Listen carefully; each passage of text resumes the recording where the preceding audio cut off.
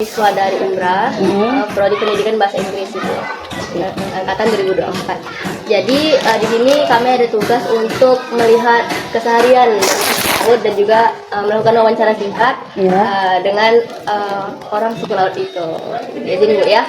Nah, jadi kami udah siapin sekitar 11 pertanyaan. Ibu boleh Ibu jawab yang berdasarkan Ibu ketahui. Oke. Bu ya. Jadi izin pertanyaan pertama itu kan kita tahu Ibu kalau misalnya di buku atau di YouTube itu kan suku laut tinggalnya di kapal-kapal seperti ini Bu. Nah itu apakah masih ada yang tinggal di kapal-kapal atau sudah semuanya naik ke darat itu? Untuk saat ini sebagian sudah menempati rumah-rumah yang disediakan pemerintah di darat. Tapi ada juga sebagian yang masih mengembara di laut untuk orang suku itu sendiri. Jadi mereka tergantung dengan musim dari mata pencaharian mereka sendiri. Kalau misalnya mereka pada saat itu, misalnya di pulau tertentu lagi banyak musim ikan yang banyak, mereka akan bahasanya bertandang ke sana. Oh bertandang. Dan mereka akan tinggal di atas perahu. Tapi kalau misalnya musim ikan itu belum terlalu banyak atau belum pas dengan bulannya, mereka akan tetap tinggal di rumah yang sudah disediakan oleh pemerintah. Iya. Berarti untuk berapa lama di kapalnya itu tergantung kalau musimnya udah habis baru turun lagi ke darat gitu ya? Iya. Ke darat gitu Bu ya. Tadi kan Ibu bilang bertandang ke laut. Nah, apakah itu termasuk salah satu kegiatan utama? Apakah ada lagi kegiatan lainnya yang maksudnya yang memang kegiatan inti yang suku laut lakukan gitu? Itu memang kegiatan utama mereka. Kegiatan utama ya. Melaut. Itu di kapalnya ini berarti udah lengkap dengan persediaan seperti makanan, kemudian untuk air mungkin itu udah lengkap semua berarti? Iya. Kapalnya? Iya. Mereka sudah lengkap itu semua, baru mereka akan berangkat ke suatu tempat. Jadi di perahu mereka itu sudah tersedia mulai dari apa untuk mereka memasak atau hanya pakaian atau untuk mereka tidur istirahat itu memang sudah dilengkapi. Iya. Kalau untuk turun ke lautnya ini kan sesuai musim Bu. Nah ada nggak Bu sekiranya ritual khusus sebelum turun ke laut gitu Bu, misalnya entah musim bagaimana cara meramal musimnya, apakah besok ini ikan kira-kira banyak atau gimana tuh gimana Bu? Ada nggak? Ada biasanya. Ya, mereka biasanya bisa memprediksi untuk apakah bulan ini atau minggu ini cuacanya bagus untuk kita melaut atau bagaimana, itu sudah memang ada. Oh, memang ada. Ya. Itu ada nama tertentu nggak Bu? Ada? Kalau untuk nama tertentu saya kira tidak ada, cuma mereka sendiri yang bisa feeling gitu ya. Feeling. Kalau memang pas waktunya mereka akan turun, tapi kalau mereka rasa oh kayaknya kita belum bisa turun, jadi mereka akan tetap stay. Oh gitu Bu. Jadi ini Bu pertanyaan selanjutnya, kalau dari suku laut sendiri ada nggak Bu kira-kira makanan khas yang memang mereka itu sering makan atau sering buat itu keseharian? Ada sih, ya banyak. Namanya apa itu Bu? Ada juga kayak penco. Itu terbuat dari apa Bu? Penco itu kayak dari kima, tahu kima atau apa ya? Apa bahasa kima ya? Saya kurang tahu. Kayak kerang yang besar. Kerang besar. Terus ada dari bulu babi, ada pokoknya dari teripang, dari cumi. Tadi apa tahu apa tadi namanya? Kima, itu kalau bahasa. Itu nanti di apain? Tiram bukan Bu? Enggak, lebih besar dari tiram. Itu biasa diapain Bu makannya itu? Pokoknya kita hanya bikin kayak apa ya? Kayak asam gitu aja, cabe, asam, jeruk suka, jeruk nipis, itu makanan khas mereka. Iya. Betul Bu ya. Kemudian kalau untuk kalau untuk masyarakat di luar suku laut, misalnya dari ritual pernikahan kelahiran suku kayak misalnya 7 hari ya, misalnya berapa ya?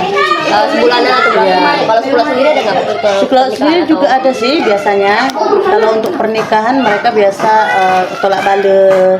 Iya, kalau kayak mereka mungkin misalnya kan kita suku laut di pulau di sini beda dengan yang pulau lain. Terus nanti mereka akan mungkin mempersatukan mereka itu mungkin entah di perahu atau mereka bikin syukuran, makan bubur kacang dengan pulut seperti itu ada biasanya.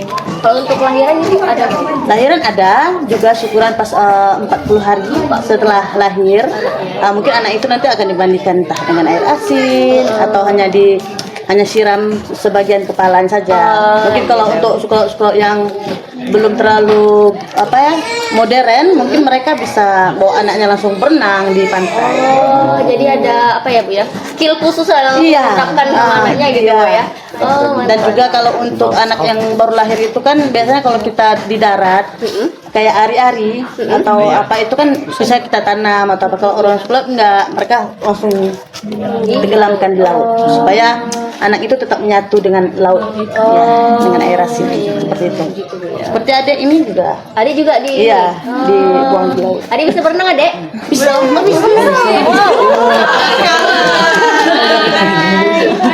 Duduk nak, duduk ya.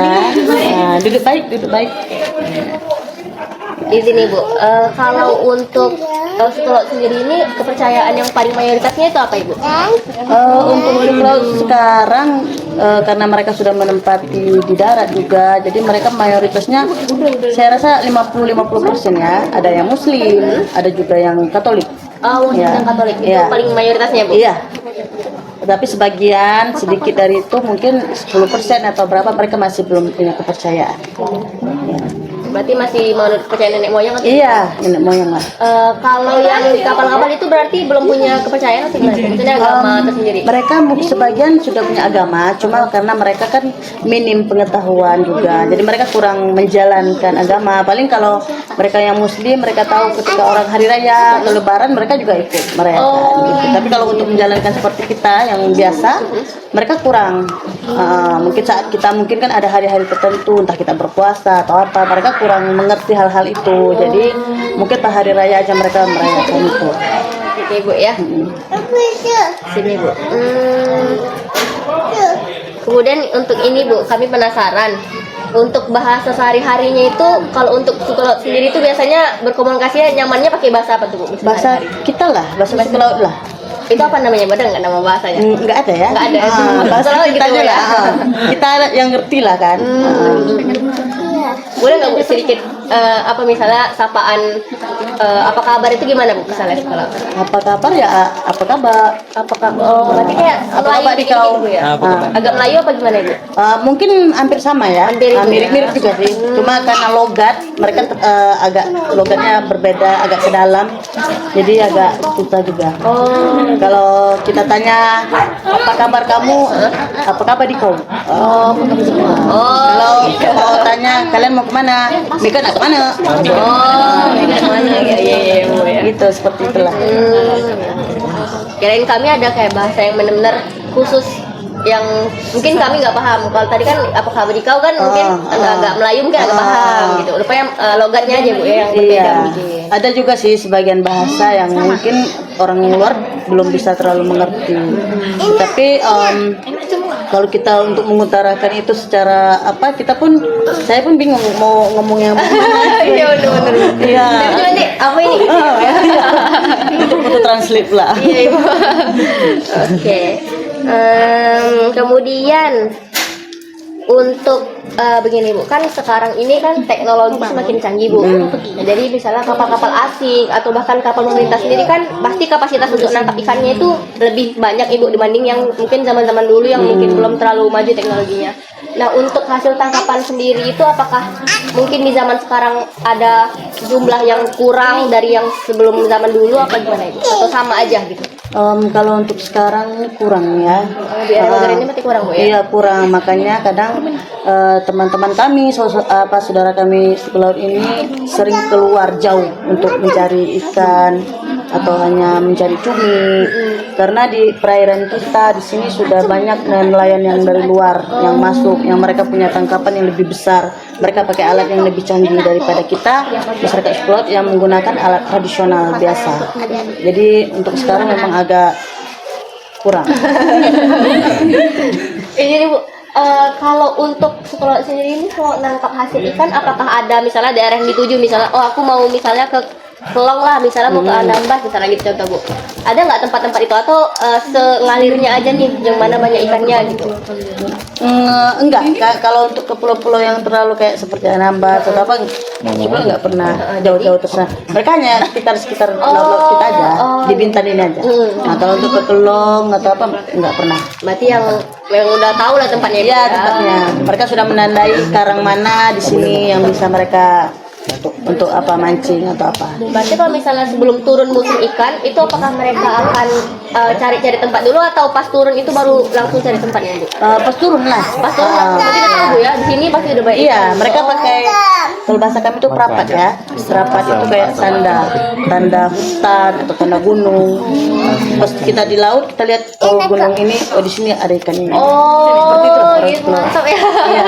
Bisa tahu gitu ya. Karena kalau cuaca cerah atau apa, mungkin sukulat bisa lebih bisa memprediksi mereka banyak ikannya di mana, lihat dari arus laut seperti apa. Tapi kalau pas cuacanya buruk atau mendung, kan kita nggak bisa nampak hutan, nggak bisa nampak gunung atau pohon-pohon. Jadi mereka akan pulang ke darat karena mereka nggak akan bisa tangkap ikan. Iya, Bu. Kemudian untuk ini, Bu, kira-kira ini, Bu, di era modern ini tantangan terbesar apa sih yang dihadapi oleh suku laut itu sendiri, Bu? Entah itu yang kayak saya bilang tadi, mungkin karena ada teknologi mungkin yang semakin canggih, mungkin itu menjadi tantangan terbesar bagi suku laut, atau ada tantangan besar lainnya? Kalau untuk tantangan besar, ya mungkin di dalam mereka sebagai nelayan tradisional juga mungkin menjadi apa ya, menjadi orang-orang yang datang dari luar dengan alat tangkap yang mungkin lebih canggih, itu menjadi persoalan hidup bagi ekonomi mereka juga. Terus kalau bagi pendidikan anak-anak juga, mereka harus menyesuaikan dengan teknologi dan apa alat-alat komunikasi yang baru yang datang untuk mereka. Jadi menurut saya tantangan terbesar itu adalah bagaimana mereka bisa beradaptasi dengan dengan lingkungan yang baru, perkembangan yang baru, orang-orang mungkin yang baru yang datang dengan mereka. Jadi orang suku laut kadang mereka tidak mau welcome. Nah, jadi itu mungkin karena mereka pernah punya pengalaman lain dengan orang-orang lain mungkin. Jadi untuk menerima hal-hal yang baru itu terkadang mereka mau atau tidak gitu. Berat gitu, Ibu, Iya, berat. mengizinkan itu. Iya, kadang mereka juga langsung, oh kami tidak mau menerima ini, tidak mau menerima itu. Karena mungkin dari pengalaman mereka sendiri, mungkin mereka pernah punya perasaan yang bagaimana tentang hal-hal yang baru datang ke mereka, entah itu bisa merusak budaya mereka atau bagaimana. Jadi itu merupakan suatu tantangan yang besar menurut saya untuk orang-orang kami. Izin, Bu, sebelumnya kami pernah baca itu tadi, Bu, bahas tentang pendidikan nih, Bu, ya. Kami kan baca di buku kalau untuk suku laut sendiri itu untuk pendidikan yang modern mungkin masih minim. Tapi kebanyakan itu mereka langsung belajar dari alam gitu, Bu. Kayak misalnya belajar tentang laut atau pohon-pohon di alam gitu, Ibu. Nah, untuk di daerah Bintan ini apakah suku laut ini sudah menerima pendidikan yang maju atau masih melakukan pendidikan yang seperti nenek moyangnya? Kalau menurut saya mereka 50-50%. Mereka tetap menerima pendidikan yang maju dan mereka tetap masih menerima pendidikan yang dari nenek moyang mereka. Walaupun kita sudah bersekolah, kita sudah punya teman-teman baru di luar atau apa, ketika kita pulang, kita tetap menjalankan seperti apa yang diajarkan oleh nenek moyang kita, orang tua kita di sini. Kita juga tetap bisa belajar membaca angin, belajar membaca bintang ketika malam atau apa, tetap jalan-jalan. Itu kalau untuk membaca angin, membaca bintang itu berarti tujuan utamanya untuk tahu hasil tangkapan itu, Bu, ya? Atau ada tujuan lain? Ada tujuan lain untuk memprediksi apakah kita tahun ini atau minggu ini keadaan bumi ini baik-baik saja atau tidak. Untuk tahu sekitar gitu ya, alam sekitar kita gitu. Karena kita kan belajar dari alam, kita hidup berdampingan dengan alam. Benar, Ibu. Jadi ketika mungkin alam, mungkin kalau bahasa anak-anak kita sekarang mungkin kayaknya alam hari ini kurang mood ya. Mungkin kita punya perasaan sama gitu dengan dia. Mungkin ketika kita mungkin melihat alam mendung atau apa, kita juga pun bisa merasakan, oh kayaknya kurang bagus hari ini, kayaknya besok akan ada badai atau apa, kita bisa pakai itu, Bu, ya. Mungkin rekan-rekan ada pertanyaan tambahan? Nggak ada? Kami masuk pertanyaan terakhir, Ibu, ya. Oh ya. Ngomong-ngomong kita udah masuk pertanyaan terakhir. Iya, Dek. makan. Izin, Ibu, ada nggak, Ibu, ya, untuk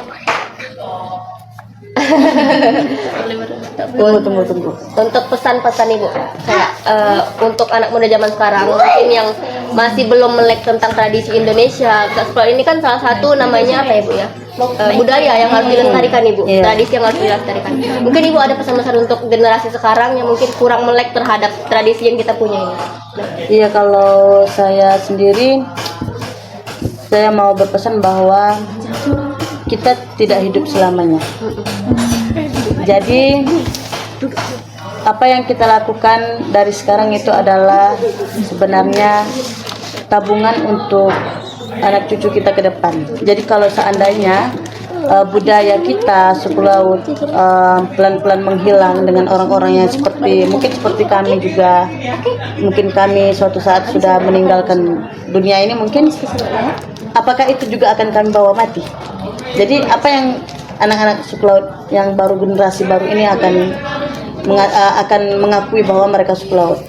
Dengan tidak adanya, mungkin mereka tidak berniat untuk belajar budaya mereka tidak niat untuk bertanya apa saja yang menjadi budaya atau tradisi mereka. Tiba-tiba saja ketika orang tua sudah pergi, sudah meninggalkan mereka, jadi mereka hidup di dunia tanpa ada identitas mereka sendiri. Ya kalau kita manusia, kita tidak manusia.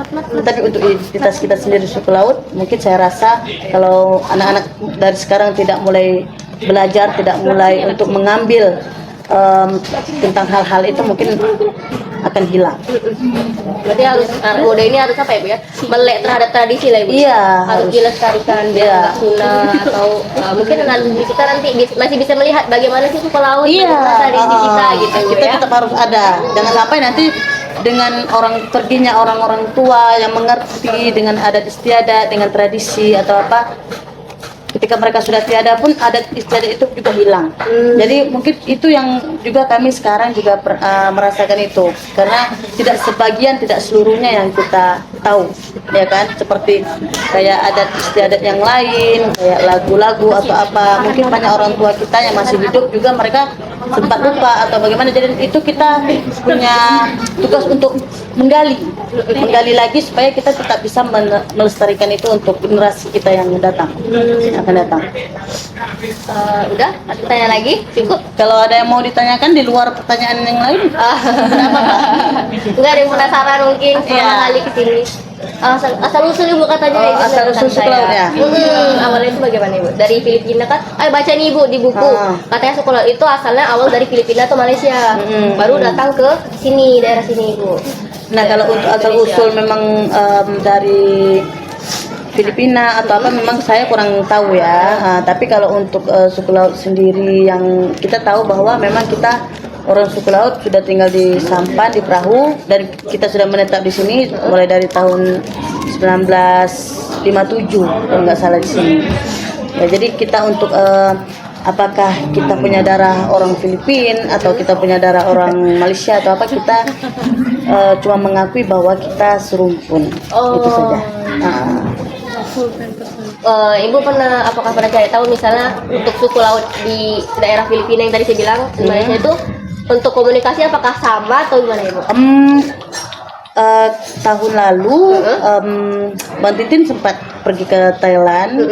Nah, jadi untuk orang suku di sana sama seperti kita sebenarnya bahasa. Sama. Hanya bedanya kan kita tinggal di Indonesia, mereka tinggal di Thailand, otomatis logat mereka lebih mengarah ke logat Thailand. Nah, cuma ada sebagian bahasa yang hampir sama, yang kita bisa ngerti juga. Untuk tradisi berarti sama Ibu? Iya, tradisinya sama. Berarti mungkin saling berhubungan, cuma nggak tahu aja. Iya, nggak tahu karena kan orang sekolah nggak bisa pakai sosial media. Mereka tiba-tiba jumpa, rupanya di sana ada gitu. Kita di sini sama atau apa? Itu sudah. Berarti tadi saya dengar dari orang-orang sekitar katanya Pak Titin ini bahasa Inggrisnya jago Ibu ya? Iya. Ngajar anak les bahasa Inggris. Iya, ada les bahasa Inggris. Berarti untuk suku laut sendiri berarti udah termasuk bisa dibilang maju untuk pendidikan Ibu ya? Iya, bisa. Karena banyak juga anak-anak suku laut di sini yang sudah kuliah, ada yang kuliah juga, ada yang SMK juga, mereka lagi menjalankan pendidikan di luar. Udah apa ya, termasuk modern juga. Iya. Kayak di buku kan masih tradisional banget itu. Iya. Ada lagi kan rekan? Nggak ada? Penasaran kan udah? Ada. Oke Bu, mungkin itu saja pertanyaan yang dapat kami sampaikan. Terima kasih banyak atas waktu Ibu. Mohon maaf jika Sama-sama. pertanyaan kami kurang berkenan di Ibu. Saya juga berterima kasih atas kunjungan adik-adik. Semoga dengan apa yang saya sampaikan bisa membantu kalian dalam pendidikan kalian juga, Iya, Ibu. supaya nanti kalian juga bisa kembali datang mengunjungi saudara-saudara sekolah di sini. Udah kenal nih. Iya. Jadi tak heran lagi kan. Terima kasih Bu ya. Sama. Boleh video? Boleh izin Bu, kami boleh video-video Bu. Boleh, boleh. Ya, boleh. Makasih Bu. Silakan. Bentar. Bentar.